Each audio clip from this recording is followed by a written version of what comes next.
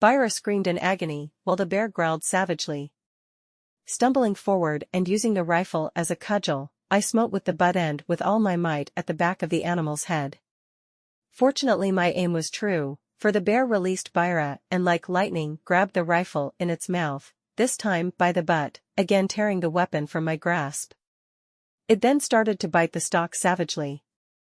By an act of providence the cub, which during all this time had remained in the background, a surprised and obviously terrified witness, at this juncture let out a series of frightened whimpers and yelps.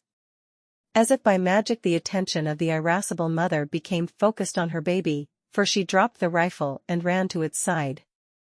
There she sniffed it over to assure herself that all was well, and as suddenly as this unwelcome pair had appeared on the scene, they disappeared, a few last whimperings from the now reassured youngster forming the last notes to that unforgettable scene of horror, from which it took me days to recover. Byra was on his hands and knees, streaming with blood and evidently in great pain. Going across to him, I removed my coat and shirt, tearing the latter into strips and attempting to bind up the more serious of his wounds and to stem the bleeding. Then, hoisting him on my back and carrying my damaged rifle, I staggered back to the cattle paddy, where I placed him on a charpoy. The herdsman carried him to my camp, where I poured raw iodine into the wounds. Camp was struck and in a few moments my car was jolting the 15 miles to the village of Pennagram, where at the dispensary rough first aid was rendered. By this time, the poor man was faint with the loss of blood and almost unconscious. Replacing him in the car, I covered the 61 miles to the town of Salem, where there was a first-class hospital, in almost record time. Penicillin was unknown in those far-off days, and the first week that Byra spent in hospital, hovering between life and death, with me at his side, was an anxious time. But his sturdy constitution won through, and after the first few days the doctors definitely pronounced him out of danger. I returned to Pennagram, where Byra's wife and children had come and were anxiously awaiting news. Giving them some financial help, I also received a surprise when I was presented with the worm-eaten skin of the panther, which I had quite forgotten in the excitement and pressure of subsequent events. It appeared that the sight of vultures on a carcass had attracted some of the herdsmen of the cattle paddy at Talvadi, who had found the body of the animal within 200 yards of where the adventure with the bear had occurred. It was stated to have been an outsized specimen, but as I have said, the skin was worm-eaten and beyond preserving. Returning to Salem, I left sufficient money to cover Byra's treatment, expenses, and final return to his native haunts at Muthur, but it was over 2 months before he could go back to his family with a slight permanent limp in his right leg due to the shortening of a damaged muscle, and with many permanent scars on his body as reminder of the incident. My rifle needed a new stock, and to this day, 6 inches from the muzzle, it bears the marks of the she-bear's teeth. Thus ended the adventure which formed the blood brotherhood, so to speak, between Byra and myself, founded on his attempted cheerful sacrifice and almost literal fulfillment of the words "greater love than this hath no man, than that he should lay down his life for another." Many years passed after this occurrence to the occasion of my next story, that of the man-eating tiger of Mund Akapalam. Mundakippalam, or to give it its literal Tamil translation, the hollow, or stream, of Mundachi is nothing more than a rivulet skirting the base of the Ghat section, halfway between the 2,000-foot-high plateau occupied by the village of Pennagram and the bed of the Kaveri River, only some 700 feet above sea level. This stream crosses the Ghat Road, which drops steeply from Pennagram to the Kaveri River at a point just about 4 miles from the destination of the road, where stands the fishing hamlet of Oatamalai above the famed waterfalls of Hoganakal.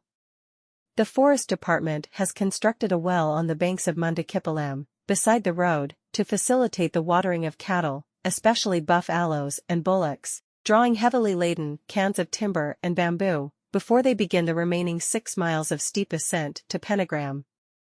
This little well, surrounded as it is by dense jungle, except for the narrow ribbon of road and the small width of Mundakippalam, which cross at right angles, is the spot where my story begins and, strangely enough, ends, though only after many deaths, and the narrow escape of Ranga, my shikari. It was early morning, about 7:30 a.m., and droplets of dew twinkled on the grass like myriads of diamonds cast far and wide, as they met, scintillated, and reflected the rays of the newly risen sun, filtering through the leafy branches of the giant muddy trees and the tall straight stems of the wild cotton trees that bordered the shallow banks of Mundakipalam. One man and two women, carrying round bamboo baskets, laden with river fish netted during the night on the Kaveri River, approached the well and laid down their heavy burdens on the low parapet wall that encircles it. The man unwound a thin fiber rope, coiled around his waist, and slipping one end of it over the narrow neck of a rounded brass loda, carried by one of the women, let the receptacle down the well, from which he presently withdrew a supply of cold, fresh water. In accordance with the normal village custom, where a man comes before a woman, he began to pour the contents down his throat in a steady silvery stream, not allowing his lips to touch the mouth of the vessel, for to do so was considered unhygienic. The fish were being taken to market at Pentagram, and this was the last water available before tackling the stiff climb to their destination. After drinking his fill, the man returned the loda to the well and twice refilled it, for the benefit of the two maidens who accompanied him. They were in their 20s and wore nothing above their waists beyond the last fold of their graceful saris, which passed diagonally across one shoulder. Their smooth dark skins glistened with sweat despite the coolness of early morning, due to the heavy load of fish they had carried for 4 miles from the big river. After drinking, the party sat down for a few minutes, each member producing a small cloth bag, from which were taken some betel leaves, broken sections of areca nut and semi-liquid chewing or lime of paste-like consistency. Some sections of nut were placed in an open leaf, which was liberally smeared with the chewing, and then chewed with evident relish. In a few minutes, the mouths of all the members exuded blood-red saliva, which was freely expectorated thereafter in all directions. Just then, rustling and crackling was heard from the undergrowth bordering the well. These sounds ceased and began again at intervals. There was no other sound. The trio conjectured among themselves as to the cause of these sounds, and reached the conclusion that it was some member of the deer family, probably injured by gunshot wounds or wild dogs or some other animal, and struggling to get to its feet. Urged on by the hope of obtaining easy meat, and undoubtedly in order to impress the females of the party, the man got up and, with a stone in his hand, walked into the jungle. The noise had momentarily ceased, and he penetrated further to try to find the cause of the disturbance. Rounding a babool tree that grew in the midst of a clump of bushes, he was petrified when he almost walked into a pair of tigers, probably engaged in the act of mating. Now a normal tiger is a beast with which very wide liberties may be taken. When once out fishing, I was surprised by a tiger that broke cover hardly 15 paces away. It was difficult to tell which of us was more alarmed by the presence of the other at the time. Anyhow, that tiger simply sheered off the way he had come, and although unarmed at the time, curiosity and natural excitement urged me to follow it, to ascertain if possible the presence of a kill. But it just kept running before me like any village cur, till I eventually lost it among the many bushes that grew around. But there are with tigers certain moments when even they demand privacy. Or it may have been the urge to show off to the female of the species, an urge which I have known affect otherwise quiet men in a very surprising manner. Anyhow, this tiger definitely resented the intrusion, and with a short roar he was upon the unfortunate fish seller, burying his fangs through the back of his neck and almost severing the spinal column. Not a sound escaped the man as he fell to earth, the tiger still growling over him. The two women had heard the short roar and, recognizing the sound as that of a tiger, fled the way they had come to Otamalai. The victim was not eaten on this occasion, the effort having been but a gesture of annoyance at being disturbed at the wrong moment, but it had taught that particular tiger the obvious helplessness of a human being. Some weeks later, a woodcutter, carrying his burden from the forest, encountered the same tiger on turning a bend in the path. Again that short roar, followed by the deadly spring, and another man lay dead, killed for no reason at all. Again, the tiger did not eat. 2 months passed, and a party of women had gone into the forest to gather the fruit of wild tamarind trees that grew in profusion throughout the valley. One of them had strayed a little away from the rest. She had stooped down to lift the basket to her head, when, looking up, she met the glaring eyes of the great cat. A single shrill scream escaped her carrot before that short roar sounded for the third time and the cruel fangs buried themselves in her throat. This time the jugular was severed and the salty blood spouted into the tiger's mouth. Thus was born the man-eating tiger of Mundakipalam. The woman was dragged away to some bushes, and there devoured, except for her skull, the palms of her hands, and the soles of her feet. 3 more deliberate kills followed in quick succession, one at the /th milestone of the road itself, the other by the banks of the China River near to its confluence with the Kaveri, and the third but a mile from the village of Oatamalai itself. In all 3 cases the victims were eaten, or partly eaten. It was this last kill that caused the greatest consternation, leading the villagers of Oatamalai to come in deputation to Pentagram to beg the authorities to take some action to rid them of the menace that now threatened their very village. Ranga, my shikari, was there at the time and promised them that he would persuade me to help, and having made the promise, traveled the 100-odd miles to Bangalore by bus, arriving late in the evening to present his report. Now a few words about Ranga will not be amiss at this stage. Strangely enough, I had also met him at Muthur, where I had met Byra some years earlier. Ranga was the hired driver of a buffalo cart, used to haul cut bamboo from the forest to Pentagram. He had initiative, however, and in his spare time was given to poaching, like Byra, with a matchlock that he hired for the occasion. He was a very different man from Byra, however, in both physical and personal attributes, for he was tall and powerful, compared with Byra's somewhat puny build, and showed a forceful and distinctly positive character in all his undertakings. He had spent a year in jail for the attempted murder of his first wife, whom he had stabbed in the neck in a jealous quarrel. After returning from jail, he had married again, and at the time I first met him had 3 children. Not being content, he later took 1 more wife and now had a dozen children in all, and was a grandfather besides. He had better organizing capacity than Byra and got things done when required. I have known him to thrash a recalcitrant native thoroughly for not obeying instructions. He has also a lucrative side to his character, trade in liquor illicitly distilled in the forest from babool bark and other ingredients. I have sampled some of his produce and can tell you it is the nearest approach to liquid fire that I have known. Lastly, he is a far more dishonest man than Byra and given to petty pilfering, especially of .12 bore cartridges. He despises Byra, whom he looks down upon as a semi-savage. Secretly, I think he is jealous of my affection for the little Poojaree. But Ranga is a brave man, staunch and reliable in the face of danger, who certainly fears no jungle animal or forest spook, as do the vast majority of other native shikaris. Unfortunately, Ranga came at a time when I was very busy and could not possibly leave the station for another fortnight. So I sent him back to Pentagram with a number of addressed envelopes and instructions to write to me every second day, regardless of events. My inability to answer Ranga's first summons was perhaps indirectly responsible for 2 fresh tragedies that occurred before I was able at last to pick Ranga up in my car at Pentagram, motor down to Muthur for Byra, and arrive at Oatamalai, where I was joined by a 3rd henchman, an old associate named Sauri. This Sauri, like Ranga, was quite a versatile fellow, and had himself spent 3 months in jail for shooting and killing a wild elephant with his muzzle loader while on a poaching trip.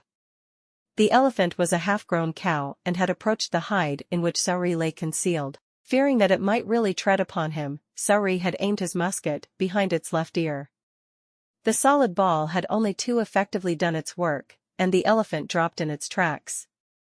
Unfortunately for him, he was caught red-handed.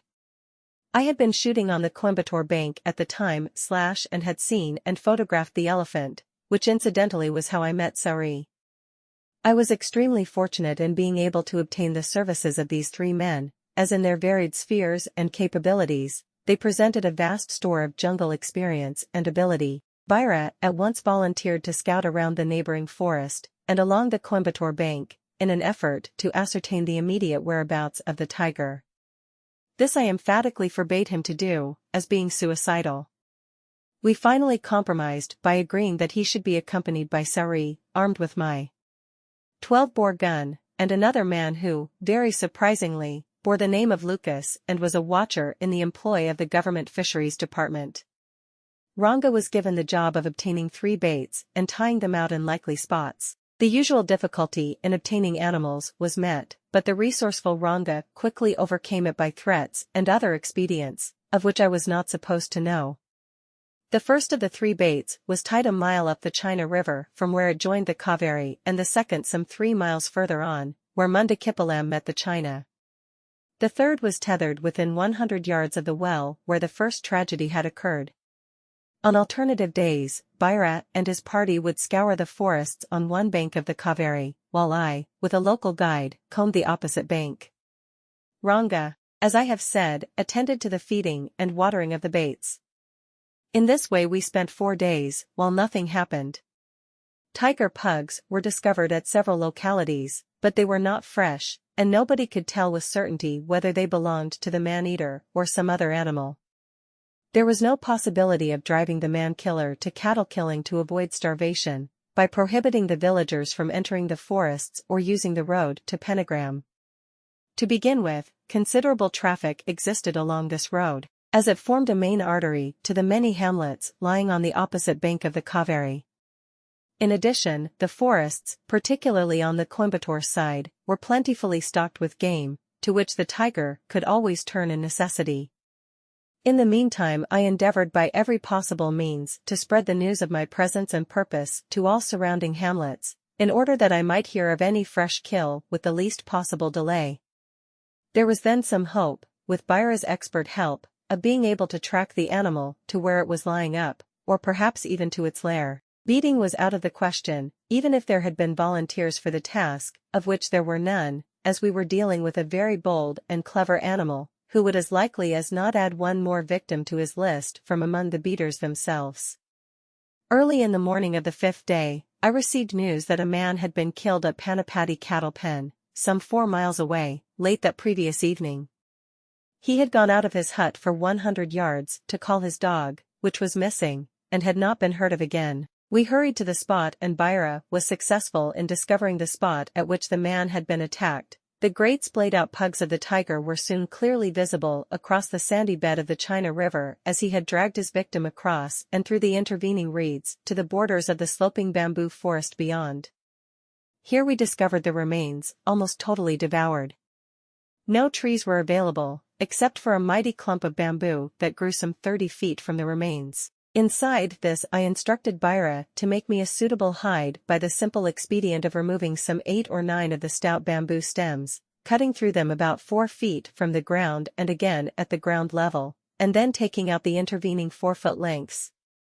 The upper parts of the bamboo stems being in the center of the clump, would not fall to earth, so entangled were the tops with the fronds of neighboring stems and those of other clumps. After completing his work, Byra had succeeded in making a sort of hollow cave for me in the midst of the clump. Seated in the middle of this I knew I would be quite safe from attack by the tiger, either from behind or from either side, as he could not get at me owing to the numerous intervening stems. The only way he could reach me was from in front, and this one felt quite capable of countering, provided I kept myself awake throughout the night. The faithful Poojaree persisted in his wish to sit with me, till I was compelled to order him peremptorily to go. I would, indeed, have been glad of his company, but the space we had cleared in the midst of the bamboo clump offered only restricted accommodation to one individual. To cut more steins to increase this space meant that we were reaching the outskirts of the clump and the unsupported bamboo stems would then fall to earth, not only causing much disturbance by the crash, but littering the surroundings with debris, which might quite possibly frighten the tiger away. The night would be dark, with no moon, so I took the precaution of clamping my spare shooting light to my shotgun, which I carried into the hide with me, in addition to the Winchester, with its own lighting arrangement. Being in the midst of the bamboo, I knew I was almost completely sheltered from the dew and the cold jungle air, and fairly safe from snakes, or so I thought.